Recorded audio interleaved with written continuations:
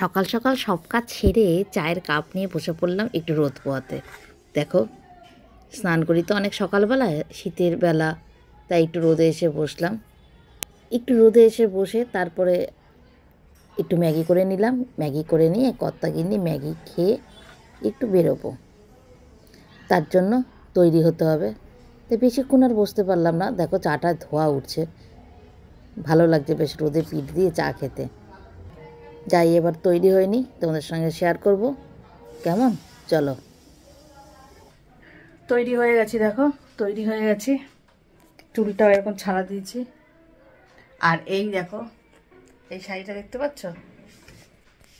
এই শাড়িটা ষষ্ঠীতে দিয়েছিল জামাই। তারা সানগ্লাসটা পরে দেখা যাচ্ছে না।